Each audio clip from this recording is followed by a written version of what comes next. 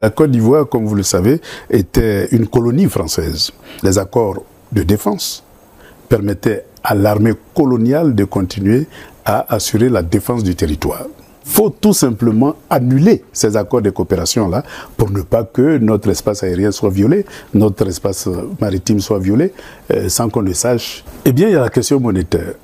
Et lorsque vous avez des accords monétaires qui font que votre politique monétaire est portée par un État qui est de surcroît l'ancienne puissance coloniale, vous avez du mal à vous développer. Eh bien, il faut qu'il y ait une souveraineté monétaire, c'est-à-dire une monnaie qui est propre à nous, même partagée avec nos voisins de l'Afrique de l'Ouest, mais une monnaie souveraine. L'éco, par exemple? Dans un monde où les discours politiques s'alignent trop souvent sur les mêmes intérêts, certains osent encore penser autrement. Dans cet extrait exclusif, Don Melo pose les bases de ce qu'il appelle une rupture totale. Rupture avec le néolibéralisme, rupture avec la dépendance militaire et monétaire, rupture avec le silence dans les partis, démocrate socialiste, souverainiste assumé. Il expose ici sa vision d'une Côte d'Ivoire décolonisée, pas seulement dans les discours, mais dans ses choix économiques, politiques et géostratégiques. Ce qu'il propose, une souveraineté réelle. Ce qu'il refuse, la soumission déguisée. Écoutez bien, vous n'entendrez pas ce genre de paroles partout. Alors sur le plan idéologique, venons-en, vous vous définissez, je vous cite, comme un démocrate, socialiste, souverainiste, issu du communisme. Oui. C'est la définition que vous avez donnée dans votre conférence de presse. Oui. Alors comment est-ce que cela se traduit dans l'action politique? Dans l'action politique, comme je dis, je suis démocrate parce que je crois au débat démocratique, aussi bien à l'intérieur du parti qu'à l'extérieur du parti. Je crois au dialogue démocratique, aussi bien à l'intérieur du parti qu'à l'extérieur du parti. À l'intérieur du parti, je pense qu'un parti non démocratique ne peut gérer un État démocratique. Donc mon combat à l'intérieur du parti, ça a été toujours de favoriser le droit à la différence et le débat interne. Pour que lorsqu'on arrive au pouvoir, cela ne constitue pas un obstacle à la démocratie nationale, puisqu'on est déjà habitué au débat interne, aux contradictions internes, et quand on gère l'État, c'est encore plus grand. Puisque là, il y a plusieurs partis politiques, et donc il faut gérer un État démocratique en associant ces divers partis politiques-là à l'action gouvernementale et en prenant les talents les mieux outillés, quel que soit leur bord politique. Et donc c'est comme ça qu'on peut construire une société démocratique. Alors, et donc pour moi, je suis démocrate avant tout, et pour moi c'est le fondement. Souverainiste parce que la Côte d'Ivoire, comme vous le savez, était une colonie française. Et donc quand on est devenu indépendant, eh bien il y a eu, tout juste après l'indépendance, certains pans de notre souveraineté qui ont été sous-traités à l'ancienne puissance coloniale. Par exemple, les accords de défense permettaient à l'armée coloniale de continuer à assurer la défense du territoire.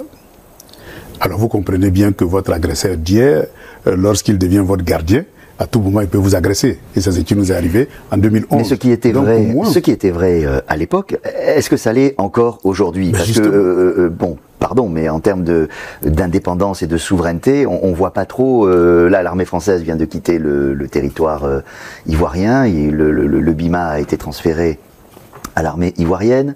Bon, en quoi la souveraineté est-elle en danger ou bien entachée de quelque chose aujourd'hui, je parle, hein? Lisez, prenez les accords de défense et lisez-les très bien. Vous verrez que la Côte d'Ivoire est un monopole militaire français. Les accords existent, ça n'a pas été modifié. Donc vous ne croyez pas aux évolutions sur les accords de défense qui ont eu lieu récemment? C'est une adaptation à l'évolution de la technologie. Et en prenant compte de l'opinion sous-régionale, eh bien il y a une adaptation. Mais les accords de défense existent.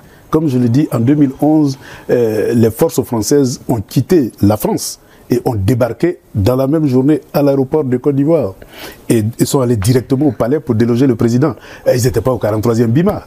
Je suis désolé. Et donc, il faut tout simplement annuler ces accords de coopération-là pour ne pas que notre espace aérien soit violé, notre espace maritime soit violé, sans qu'on... Le message qui est là et pour quelle raison? Alors, vous venez d'anticiper annulation des accords de défense. Quelles autres mesures Le départ de toutes les armées étrangères de la Côte d'Ivoire. Oui, bon, ça c'est fait, hein. Non, c'est pas fait. Ils se sont redéployés. Où ça? Ils se sont redéployés. Où? En Côte d'Ivoire. Mais où? Mais en Côte d'Ivoire. D'accord, où ça? Que si vous prenez le cas de l'aéroport, vous savez qu'il y a une société privée de sécurité qui gère tout cet espace-là et qui a recyclé tout simplement les anciens militaires. Français? Oui. Et il y a plusieurs sociétés privées comme ça qui existent. Parce qu'il y a une mutation de la façon d'utiliser les... Vous avez quand même du mal à justifier cette idée que l'armée française est restée en Côte d'Ivoire, je ne sais pas. Je suis désolé, il y a des officiers français en Côte d'Ivoire qui assistent l'armée française. Vous allez disons vers Ayamé, mais vous verrez, ils sont là. C'est eux qui organisent tout ce qui est sous prétexte de terrorisme, qui forment des officiers en matière de combat contre le terrorisme. Et donc, qui participent aux actions. Oui, la formation, c'est une chose. Oui, mais les accords les autorisent à porter les maillots, je dirais les habits de l'armée ivoirienne pour combattre. Ça fait partie des accords. Le maillot ivoirien, ce qui est une bonne chose. Donc, qu'est-ce qu'il y a d'autre comme mesure un peu forte ou symbolique qui illustrerait cette marche vers plus de souveraineté encore? Eh bien, il y a la question monétaire. Vous savez, la monnaie, c'est l'instrument principal de l'économie. Et lorsque vous avez des accords monétaires qui font que votre politique monétaire, donc votre politique de crédit, est portée par un État qui est de surcroît l'ancienne puissance coloniale, vous avez du mal à vous développer. C'est ce qui s'est passé pendant la période de crise de 2011. Lorsque la sanction a frappé la Côte d'Ivoire en 2011, on n'avait plus le droit, même aux pièces et aux billets de banque. Parce que, d'abord, nos comptes ont été gelés, parce que nous épargnons, justement à cause des accords de coopération monétaire, nos épargnes en devises sont au trésor français. Et donc, si la France vous sanctionne, elle confisque votre devise. C'est la France qui fabrique nos billets de banque. Et si la France vous sanctionne, vous n'avez plus droit des billets de banque. Et donc, toutes ces sanctions-là que nous avons subies montrent bien que lorsque votre monnaie est détenue par une puissance et vos réserves en devises sont retenues par une puissance étrangère, eh bien, à tout moment, vous pouvez être en danger. Donc, en termes de monnaie, vous préconisez quoi? Il faut qu'il y ait une souveraineté monétaire, c'est-à-dire une monnaie qui est propre à nous, même partagée avec nos voisins de l'Afrique de l'Ouest, mais une monnaie souveraine. L'éco, par exemple, qui est en train d'être émergé? L'éco était une solution, mais évidemment, ça a été dévoyé par le président français qui voulait faire un éco-CFA, c'est-à-dire tout simplement amener les autres pays de l'Afrique de l'Ouest à adhérer au CFA, tout en faisant quelques petits aménagements qui n'avaient rien de fondamental. Et donc, cet éco-CFA-là s'est opposé à l'éco-souverain qui était une monnaie indépendante. Et donc, il faut reprendre cette idée-là et aller jusqu'au bout pour avoir une monnaie souveraine où la politique monétaire est définie par les États qui sont propriétaires de cette monnaie. Alors, il y a une autre notion que j'aimerais creuser aussi, c'est panafricaniste, vous l'êtes. Qu'est-ce que ça veut dire, quel sens ça a aujourd'hui en 2025 d'être panafricaniste? Il y a d'abord le fait que aujourd'hui, par exemple, il y a un élément important. Si nous voulons industrialiser le continent africain, quel est notre premier marché? Je prends le cas de la Côte d'Ivoire. Le premier marché industriel de la Côte d'Ivoire, c'est le Mali.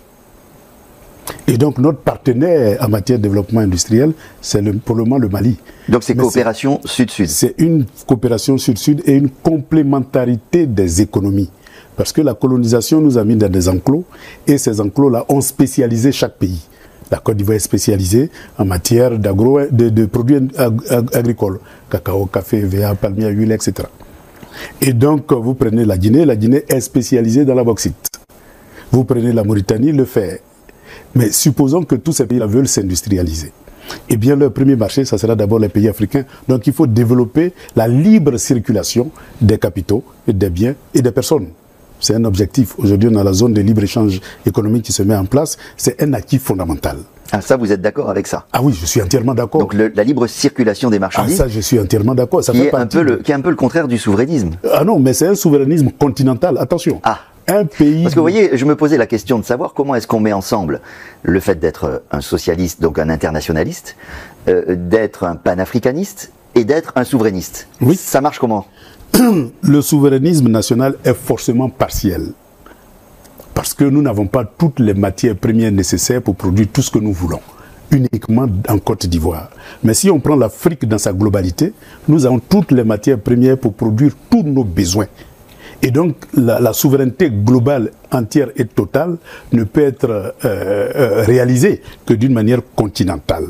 Mais cela commence par briser les liens, les accords qui nous maintiennent encore dans le giron occidental, tels que la défense, tels que la monnaie, tels que l'ensemble des contrats de concession. Donc si je dis que vous vous présentez comme une candidature de rupture par rapport à l'ère Ouattara, vous reprenez à votre compte? Forcément. Monsieur Ouattara est venu ici comme représentant de la Banque mondiale et du Fonds monétaire international, au moment où il y avait le consensus de Washington qui consistait à libéraliser et à privatiser, c'est cette politique-là qui continue. Hein. Ce qui fait que la Côte d'Ivoire est dépossédée de son économie. Mais cette politique-là n'a pas été sans résultat non plus. C'est la dépossession de la Côte d'Ivoire sur le plan économique. Et aujourd'hui, ça se ressent un peu dans le foncier.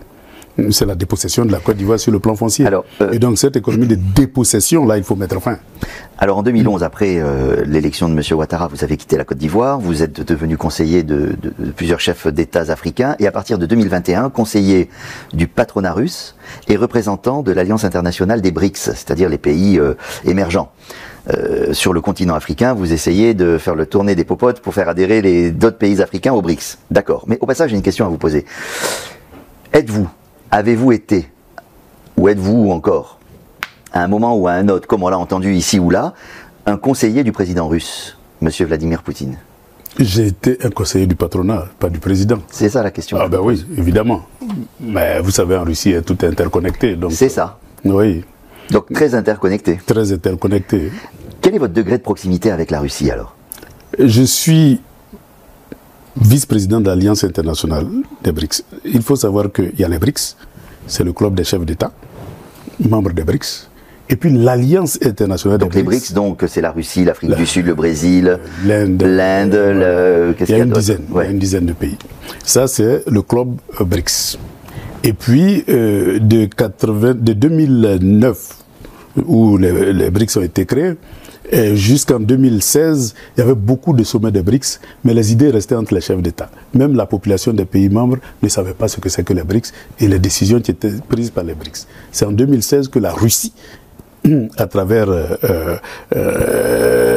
Larissa Zelensova, qui est la présidente de l'Alliance des BRICS, elle a décidé de proposer la création de l'Alliance internationale des BRICS pour faire la promotion, après les sommets, des idées des BRICS, aussi bien à l'intérieur des pays membres qu'à l'extérieur. Donc vous revendiquez cette proximité avec la Russie?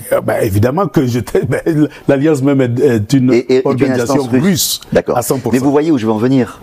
Ben oui. D'accord, alors je vous pose quand même la question. Oui. Cette proximité réelle ou supposée avec la Russie, est-ce qu'elle est compatible avec votre ambition de devenir chef d'État de la Côte d'Ivoire? Mais puisque, idéologiquement parlant, l'Alliance internationale des BRICS a une vision, c'est de faire la promotion de la souveraineté des États. Parce que les États, je prends un exemple précis. Supposons que je veuille faire du commerce avec la Chine, l'Inde, l'Afrique du Sud, le Brésil, ou particulièrement la Russie, qui est sous sanction occidentale. Il est bien évident que si je ne suis pas souverain, mes transactions opérationnelles, puisque je ne suis pas souverain monétairement parlant, mes transactions opérationnelles passent par la France. Et comme la France a sanctionné Moscou, il est bien évident qu'aucune transaction n'est possible sur le plan financier et monétaire. Mais vous ne répondez pas à ma question. Non, j'y arrive. C'est pour vous montrer la dialectique qui existe entre les deux événements. Et donc, l'esprit de la souveraineté que promeut l'Alliance internationale des BRICS, c'est ce que je défends dans mon pays. Parce que je veux que mon pays soit souverain. Et l'esprit de multipolarité du monde économique, c'est ce que je veux. Je veux que l'Afrique soit un pôle à part entière. Ma question c'est, est-ce que cette proximité que vous revendiquez avec la Russie, elle est compatible avec l'idée d'être président de la République? C'est ce que je dis. L'idéologie prônée par l'Alliance, qui est une organisation autonome, attention, l'idéologie prônée par l'Alliance internationale des BRICS est conforme à ma vocation de souverainiste et de panafricaniste. Vous avez dit dans votre déclaration de candidature vouloir réaliser un destin commun avec les pays de l'AES et les BRICS. Oui. Donc les BRICS, vous venez de l'expliquer, c'est très clair. Mais les pays de l'AES, qu'est-ce qu'on a aujourd'hui en commun avec, je ne parle pas des pays, puisque vous venez de dire qu'il y a des complémentarités économiques, hein, mais avec les régimes de l'AES, leur orientation politique et idéologique et leur positionnement sur la scène internationale. Est-ce qu'on peut avoir un destin commun avec eux? Ah, forcément. Alors qu'avons-nous de commun? Non, ils se battent pour leur souveraineté. Donc c'est toujours ce fil-là. Ce fil-là qui est, disons, le lien fondamental. Mais est-ce qu'à n'importe quel prix, on peut se battre pour la souveraineté? Quelqu'un qui dit souveraineté, vous êtes derrière, quel que soit le système, le régime, ce qui se passe, la manière d'accéder au pouvoir et tout ça. Pour moi, c'est C'est-à-dire que si vous êtes élu, vous serez élu. Si quelqu'un fait un coup d'État et qui dit « moi je suis souverainiste », vous êtes d'accord avec lui? Évidemment que je suis d'accord, puisque ce qui va nous lier... Mais la manière dont il est arrivé à la tête de l'État vous gêne pas? Ça ne me gêne pas du tout. Pourquoi? Parce que c'est leur destin. Ce n'est pas moi qui suis allé faire... Ah non, là vous vous en lavez un peu les mains quand même. Ah non, c'est leur destin. Le chemin pour aller vers la souveraineté, il n'y a pas qu'un seul chemin. J'admire la voie que le Sénégal utilise parce que ça correspond évidemment au schéma actuel en Côte d'Ivoire où nous avons plusieurs partis politiques. Donc c'est un processus démocratique. Mais il y a des processus révolutionnaires, il y a des processus révolutionnaires qui peuvent être engagés pour arriver vers la souveraineté. C'est les putschs que vous appelez processus révolutionnaire? Ben, c'est ce que j'appelle processus révolutionnaire. C'est pas tout à fait la même chose. Ben, si vous voulez. Mais quand on voit le peuple... Un processus révolutionnaire, en général, ça part plutôt du peuple. Ah oui, mais quand le peuple adhère à 100%, qu'est-ce que vous appelez ça? Comment vous appelez ça? Vous en êtes sûr? Moi, je suis allé au Mali, je suis allé au Burkina, au Niger. Il y a une très forte synchronisation entre les régimes en place et la population. Donc, il y a une forte adhésion du peuple au processus qui est en cours. Et donc, pour moi, ça, j'appelle ça un processus révolutionnaire qui est conduit par le peuple. Évidemment, ce n'est pas une démocratie pluraliste, mais c'est une démocratie populaire.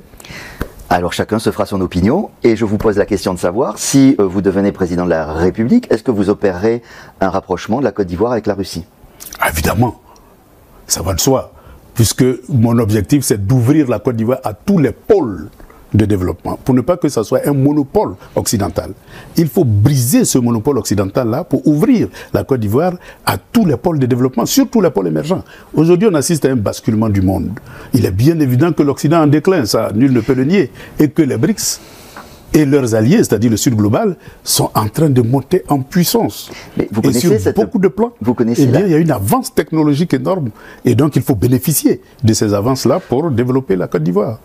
Vous connaissez ce qu'on appelle la problématique de l'influence russe et la manière dont ça se fait, avec une communication élaborée sur les réseaux sociaux, agressive, qui tente souvent d'ailleurs de déstabiliser des pays comme la Côte d'Ivoire, via les réseaux sociaux, sans parler de la présence importante de ce pays physiquement dans les pays de l'AES, justement, et qui ne sont pas, on peut le dire ainsi, extrêmement amicaux ces derniers temps avec la Côte d'Ivoire. Donc ça, comment vous vous positionnez par rapport à cette question de la relation, de l'influence russe? J'ai l'impression que soit vous ne voulez pas le voir, ou vous la sous-estimez, ou vous la cachez, je ne sais pas. Je suis en Russie. C'est vous qui êtes gagné par la propagande occidentale.